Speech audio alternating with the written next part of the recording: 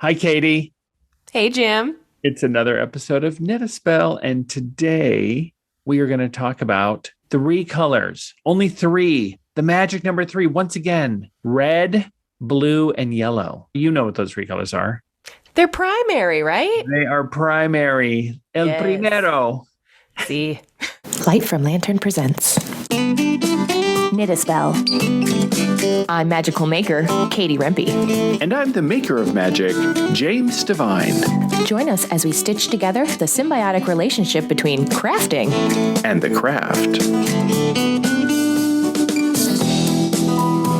The primary colors. Did you study color theory? yes, I did indeed. From the grayscale adventure of making like 15 shades of gray from just black and white to learning that not everyone perceives color the same, most people don't, to just learning how to mix your own colors as a way to learn actually like how much of all three of these colors are usually in all of the other colors. That's right. Me too. I mean, my first degree was art. And so as an oil painter, we learned color theory pretty rigorously. So both of us have this design / art background. So understanding color and its significance, I think is really important. And we are probably going to geek out on this episode like crazy. So For sure. I think in our world, we are so visually stimulated that color is, you don't need words necessarily with color. Color brings emotion, and these three colors bring very specific emotions, I think. and these three colors bring fights also. Yeah, that's right. I mean, they're very polarizing. In fact, color can be polarizing. Just that conversation of like, what color red? I remember bridesmaids' dresses. Okay, well, what color red are the bridesmaids' dresses? That is a whole big kerfuffle that I have heard over and over again, making sure that it's the correct red or the right colors of whatever. So it's pretty interesting how we can have a lot of difference around what hue something is. Last week, we talked about gray. Yes. And so we are talked about value. And so the idea in color theory of value is how light or dark something is. Is there more black or is there more white? Is it darker or lighter color, a shade of something? But now we want to bring up this idea of hue. So will you explain? Yeah, so hue is the term for the pure spectrum colors commonly referred to as, the color names red, yellow, blue, green, violet, the rainbow of colors. So it's what we can see and actually observe, not just the grayscale color of it. Okay, so like the value of red would be like a dark red versus a light red, but the hue of red would be an orange red versus a blue red. Right. Yeah, so theoretically, all hues can then be mixed from these three colors, and that's why they're known as primary. Right. And we're talking pigment. If the pigment doesn't have a lot of fillers from the red, blue, and yellow, we can mix those three together and come up with almost theoretically an infinite number of colors from that. Right. And it's completely different from light. We're not going to talk about light in this episode. That's a whole nother episode. But when we're talking about pigment, we're talking about the primaries in pigment are red, blue, and yellow. As I was kind of making the notes for this show, I got to thinking like, well, why? Why is it just three? Why three colors are primary? Why not five? Why not six? We have a base 10 number system. Why is it three colors? Is it something, it must be like a principle of like physics, right? Yeah, I mean, the simple answer is there aren't just three primary colors. Right. It's just what we can perceive with our cones that we currently have. So it's the perception that's creating our reality. So you're saying the cones in the retina of our eyes is why humans have come up with three primary colors, because it's how we are perceiving color. If we had 6 cones in our eyes, yes, we would potentially, theoretically, have 6 primary colors. Yes, and which I think was the tetra. I can't remember what it was called, but it was the one with the extra cone who could see additional colors. You're talking about tetrachromats, or people who have an extra perception of color in their eyes. It's a physical, it's not like ESP. It's not the extrasensory perception. It's an actually biologically observed. They have an extra cone in their retina that allows them to see beyond a color that most humans don't see. And so like they an would extended spectrum, right? Right. Yeah. An extended spectrum. And so they would see beyond what normal humans see. And some insects see that. They can see patterns on flowers and things that other humans can't see, which is totally freaky and cool, right? Mm-hmm. But yeah, tetrachromats are like the opposite of colorblind. They have like an extra cones in their eyes. I, as a colorblind person, have a deficiency of cones in my eye. I don't have as many cones to perceive color in my eye, on my retina. So I see, I don't have as keen of color perception, especially in the green arena, as your average bear. So sure. I think bears are colorblind, but as your normal person. So, although I have other strengths. Well, obviously. And with regards to color perception, especially. Yes. And even just knowing you and hearing about how you perceive color has helped me change my perception of it, you know? I mean, not necessarily how I see color, of course, but just how I think about things. And I always like that. Anything that opens your mind to new ways to think about things. Oh, trippy how perception is. We are going to talk a lot about that in the second half, but I want to talk about red, yellow, and blue.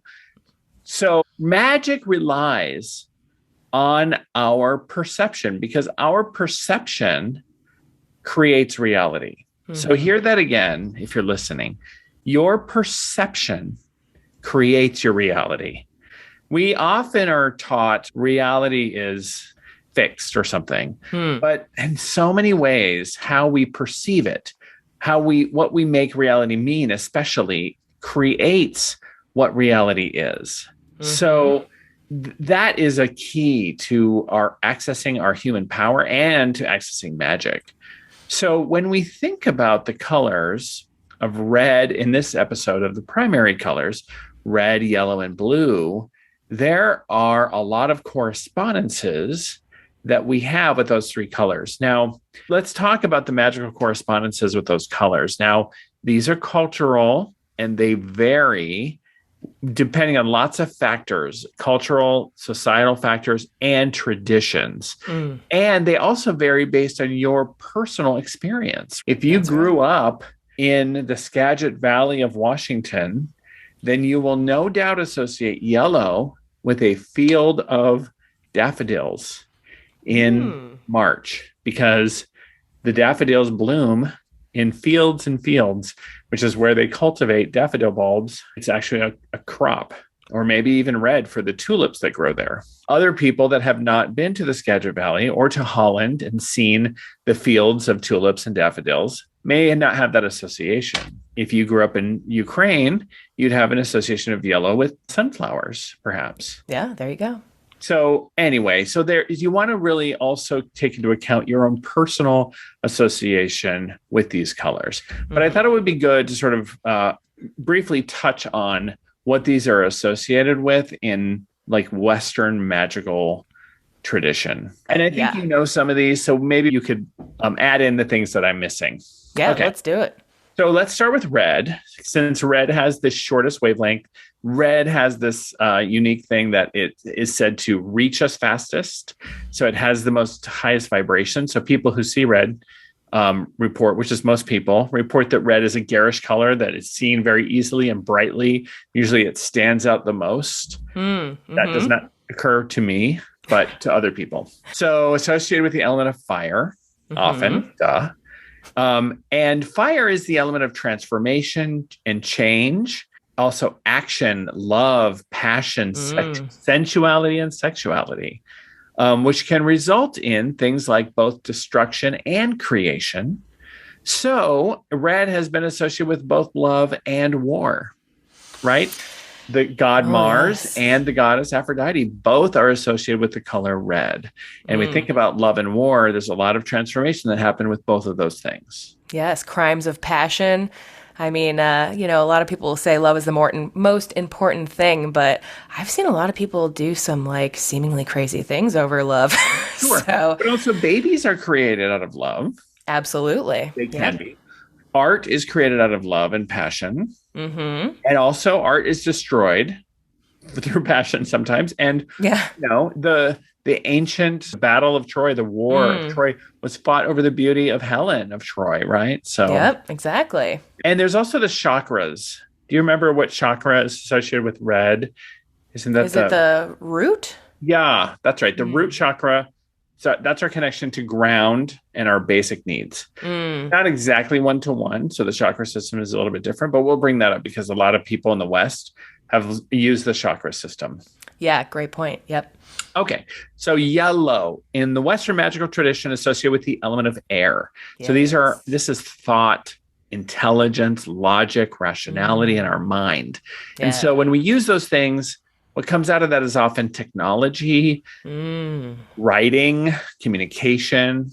And in the chakra system, I know this one is our solar plexus. And this is right in the center of our body. So it's our ego, our personality, our freedom, our choice, our authenticity. It's sort of our power center.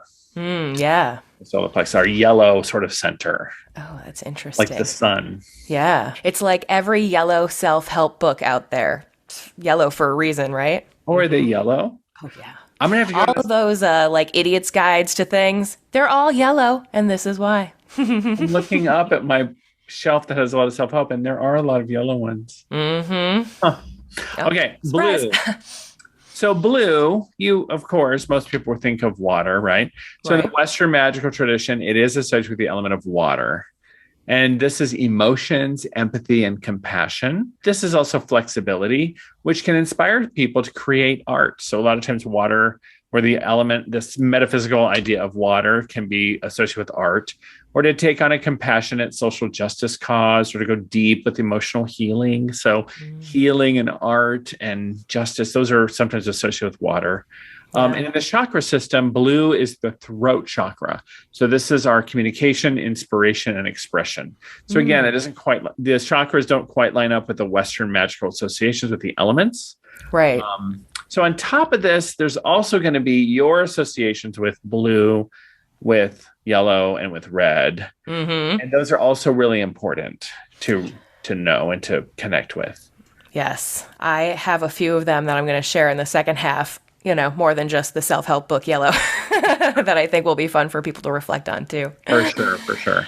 Yeah. And there's also things about those colors that you don't like, and certain shades of those colors that you're like, blech. Oh my gosh, yes. So that's important to know when you're doing magic and thinking about it. So let's take a break. When we come back, I want to hear, you have a great story that you talk about how my colorblindness inspired you to try something sort of magical or visually. Yes. So let's talk about that. And then we'll talk about crafting with color. I can't wait. All right. We'll be right back. Hey, Knit a Spell listeners. It's Katie. Are you interested in a new knitting pattern that will help you knit with intent? Well, then get ready, because the Self-Love Cowl has arrived and kits are available from UU Yarns. Whether you're knitting for self-love, abundant luck, healing comfort, joyous empowerment, or even robust romance, there's a colorway option for you. Go ahead and check out all of the options of this fun and interesting cowl that you can knit with intent to have a little magic worn around you at all times. It also makes a great gift. Whether you're knitting one for yourself, knitting one for a friend, or simply looking to learn more, you can do so by visiting lightfromlantern.com. Happy knitting, magical makers. So, Jim, I was hoping that you could tell the folks at home and our listeners about your amazing class Palmistry Tarot Mashup. So the Palmistry Tarot Mashup is an exploration of some hidden in plain sight symbolism in the Rider-Waite-Smith tarot cards. The Rider-Waite-Smith tarot cards have people in almost all of the cards. And with my friend, Madame Pamita, we dive in and decipher the secret signals the hand gestures are sending us in the tarot deck. You will learn about how the hands and finger positions, what they mean, and how to interpret interpret them and get an insight into human nature and human unconscious. You can get lifetime access to this class for just $29 by visiting bit.ly/PT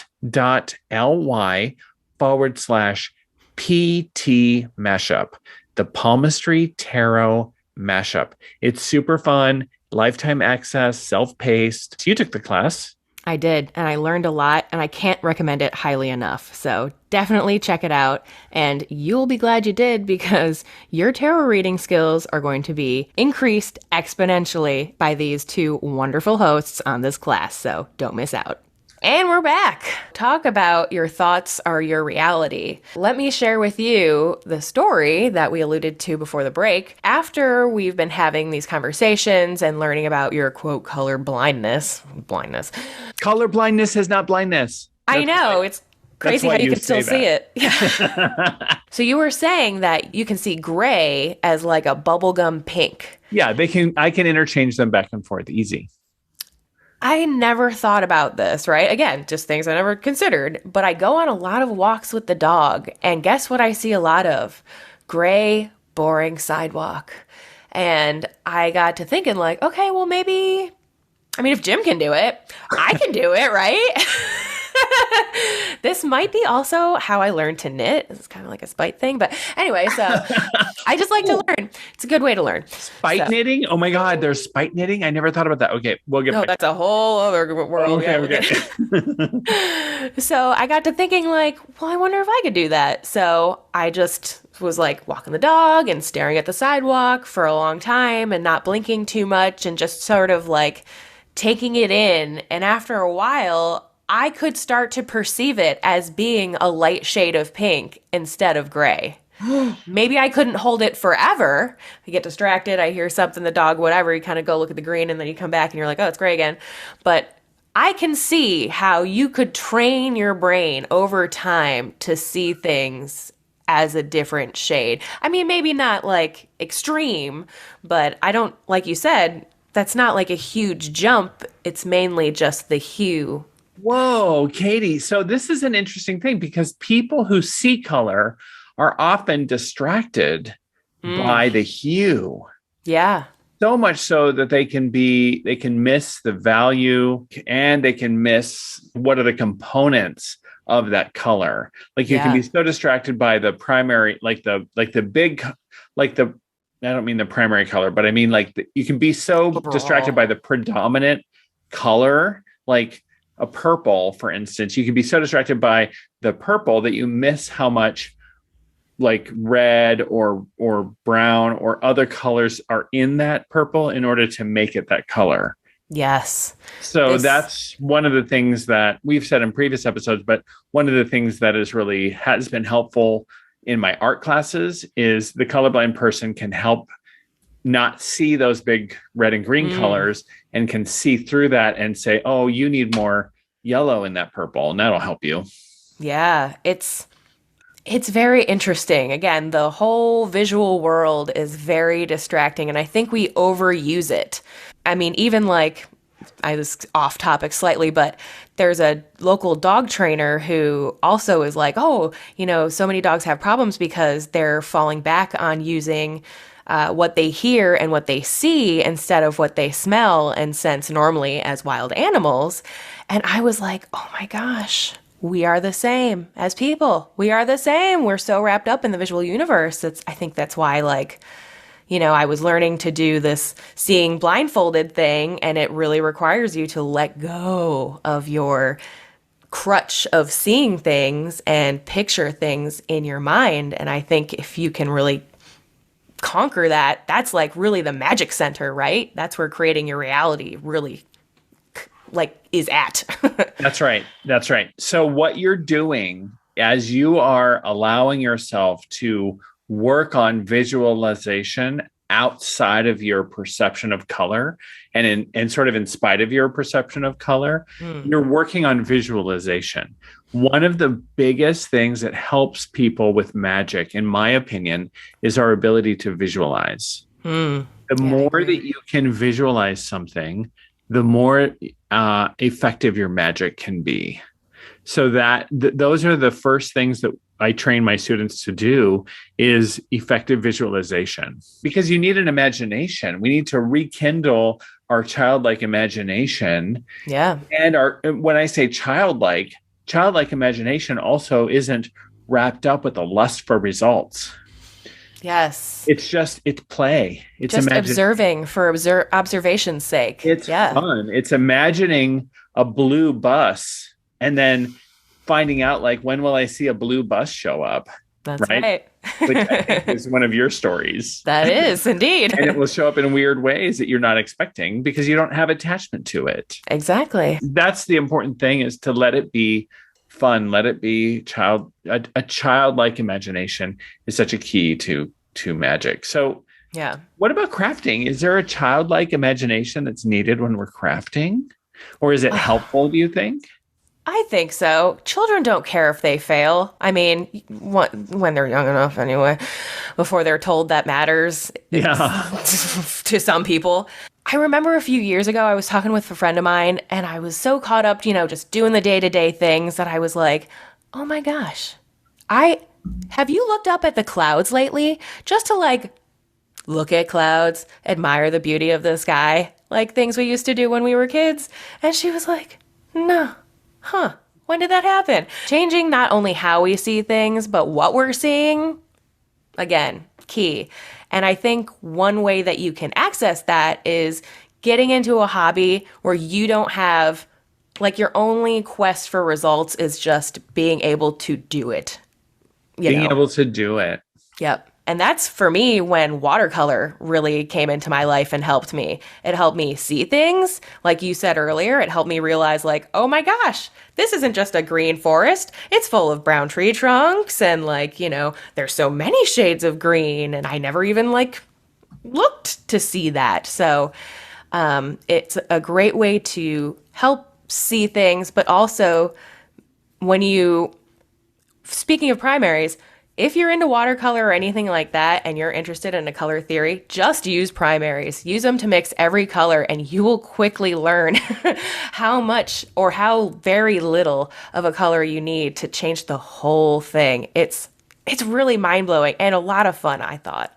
For sure. Yeah, that is a great way to learn color theory by actually doing it. Just take your red, blue, and yellow watercolors, because they usually have very little fillers and things that'll make it muddy, and make a beautiful rich brick red with those three colors and see how to do it. And then or make flesh tone. Ooh, and yeah. Make the different shades of humans. When I say flesh tone, I mean make the rainbow of humans from someone with much more melanin and much less melanin. And do that with just red, blue, and yellow. That study is amazing. It's hard for me because I always end up making people kind of greenish on accident because I don't really see the green, but then I don't care. Yeah, well, I mean, it looks good to you, right? That's all that matters. Yeah. So when you're knitting or crocheting, I know that it probably matters when you're dyeing the yarns, that you're mixing different dyes together. So is that the same color theory when you're mixing dyes together? If you mix blue and yellow, you'll get green dye. Yeah, I would imagine. I haven't done a lot of dyeing personally, only a few. But yeah, I mean, again, like traditionally, depending on the dye, to get green, you still quite often have to dip in a yellow first and then a blue afterwards. And then there's a lot of different ways that those come together when on a project. There's a lot of different ways that color is used. Oh, sure. I just think about, if we talk about the primaries, I think that it's rare that I see an adult person wearing a primary red, blue, or yellow garment. There might be an accent piece, but I have maybe a woman might be wearing a red coat, as a statement piece. Yep. But like a primary red, rarely. It's usually a tonal red, like a bright red, but it'll be a tonal red, or a blue, but it'll be like a tonal blue. Because even like blue jeans, they're not solid, all those threads and everything. They're dyed in a way and it rubs off. Yeah, it's definitely going to be a tonal. Maybe you might have a lady in a red dress, right? Sure. And maybe you might have a yellow raincoat, which I do. But I still feel like a child when I wear it. Right. And I think that's kind of what you're getting at is, as an adult, if you're wearing a lot of primary colors, it kind of makes you come off as a little juvenile. When we were learning colors, it was all very like primary, primary, primary. And I think that's like, at least for me, what my like subconscious brings up. However, I can think of one instance where somebody who is an adult person would wear primary colors. Hello, sports fans. Here we are, most garish color pairings that we could possibly find. Yeah, my college colors, right? Are pretty much blue and yellow. Those were all of my, any school that I went to, every one, same, blue, yellow, white. So I guess we do have those kind of simple, color pairings when it comes to collegiate or those kind of things, right? Mm-hmm. But that's more of a kind of costume, it's a special occasion garment, much like the red dress. So maybe that's why it's not so much in our like day to day. Here we are both wearing black. So, right. Right. Or earth tones are often shades or tones of those colors. And yeah. Yep. So. Yeah. Pretty interesting. Did you sell a lot of primary colored yarns at the yarn stores? Yeah. Again, they were usually for kids things, or they were just like the one color. Like they'd be, I want a red for this sweater. But usually it's not like a red, yellow, blue, unless it was like a color work, like puzzle piece, and each puzzle piece is a different, color to learn colors. It's usually like a learning tool when it's primary. Yeah. Yeah.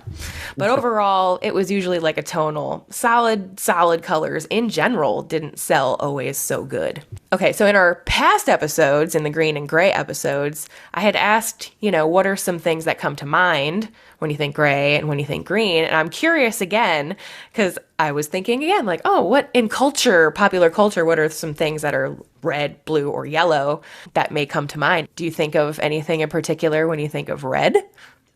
Well, for me, because red is more of an idea for me. Mm-hmm. I mean, I have experienced red. I have seen red because if I expose enough of my retina to red, I will see it. And I do have the colorblind correcting glasses. And so I put them on one time and did see red. And I was like, oh my gosh, it was kind of shocking to see that color. Interesting. Yeah, I bet. So red... Yeah, just personal correspondence then. That's even better. Red is very garish. It is, because the first time I really experienced red, I think was when I wore those glasses, which was like 2 or 3 years ago. And it was shocking. Yeah, I bet. Really surprising. I didn't know that red was that visible. It usually very much fades in it's just a brighter brown. Sure. And so to know that red, like that you could see a little red LED all the way across the room and it was different from the yellow LED was pretty shocking to me. So that makes sense. Red is like a very in your face kind of color. And if it's never really been in your face, then that's probably quite a shock. Right. And then I realized why people would mention if someone was wearing red lipstick. There's often a mention of it, like, wow, that lipstick. Yeah. And I was always like, it's just dark. Like if someone turns red, if someone blushes, I can't see it. Or if their skin, if they have a rash or if something is turning red, I don't see red on someone's skin at all. I just notice they're turning darker. Sure. So if someone has red lips, I just notice their lips are darker. So when I saw red, I was like, someone puts red, that color on their lips? Shameful, hussy. I'm kidding. Gee, seriously. The nerve. I understood. I was like, oh, I see why. Mm-hmm. Yeah. For me. Yeah, what's yours? I thought of, I'm going to have a nerd moment here. Do you ever watch Star Trek? Always, yes. Okay. I'm a total Trekkie. Well, there was this thing, this was like not a running joke, but kind of a running joke, that anytime there was a red shirt guy, he was going to die in the episode. And so whenever I think of red, I'm always, or see someone in a red shirt, I'm always like, that's a brave move. If they're not named, if they don't really have a name. Well, that too. But usually red shirt, no name, you have no chance. Yeah, true. What about blue? What's your association with blue? Again, another Star Trek. I always think medical when I think blue, but that's also just like life too. Geek, yeah. Yeah, like blue scrubs, blue jeans. It's kind of a work, blue collar kind of a thing, you know? Yeah. For most of my life, blue was my favorite color as a kid because it was a color I could really see really well. Mm-hmm. So I always loved blue, and just happiness. It was such a happy color. My favorite color. Very peaceful. Mm-hmm. How about, what about yellow? Yellow was the color of my favorite car. So it brings me a lot of joy. I love yellow. And then, like I said, raincoats, always I think of when I think of yellow, which is always nice on a gray day. And then school buses and pencils and, and the self-help books. So yeah, whatever for dummies. It's just like yellows everywhere. So, yep. Yellow is the other color that I see really well. Like my whole world is blue and yellow. Mm-hmm. Everything is a shade of yellow or a shade of blue mostly. I don't know, but yellow is kind of boring to me. Bright yellow is kind of fun and bright, but I don't know. Nah. It doesn't have the deepness of the blues. Yeah. Yeah. It's kind of a light value color. So it doesn't have I've always been dimension. Like, that's fine. Yeah. Cool. Yellow. Okay. Highlighters mostly. Hey, Post-it notes. There you go. Huh. Okay, so they're little things that call your attention. Not quite as sharp as red. No, yellow is my red. Right. If you want me to see something, it better be yellow. Okay, so yellow is like the alternate red. I think so. We highlight things, right? Yeah, makes sense. I wonder what our oracle might say. All right. So since we're doing color, I was like, I got to find an oracle deck that I have that has some like good colorness. And so we're going to do the Shine from the Inside oracle deck by who makes that? Brittany Carmichael. Oh, that's cool. Yes. Oh, artwork by Jenna Kane. Sorry. That's there we cool. go. Yeah. And since we were talking about watercolor, and these are all kind of like watercolor inspired, it's perfect timing. So let's get some advice for our week ahead. Quick shuffle. Good. The week ahead is my birthday week. Oh, all right. Well, then this is for your birthday week. Ooh. Allow unlimited abundance. Yes. Look at all those crystals. Get them all. Grab them all.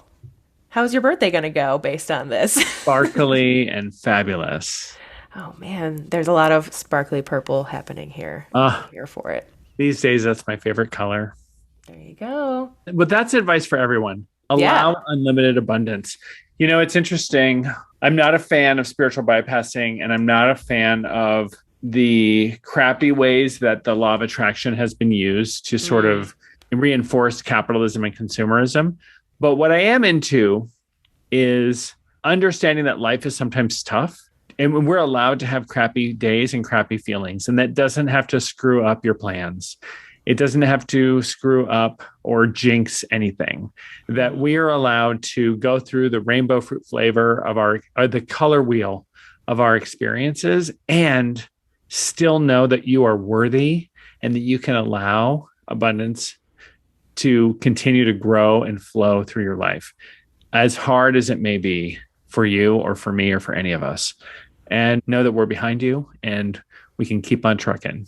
So beautiful message. I couldn't add any more to that. It's perfect. So what do you have coming up for your week ahead? Anything people need to know about? So what's coming up in May? Pre-register. This is going to be a big event. Ooh. In May is the International Divination event in Dallas, Texas. We will link to it in the show notes, and it's on my website. Tide 2022 is in Dallas, Texas. It is going to be an awesome event.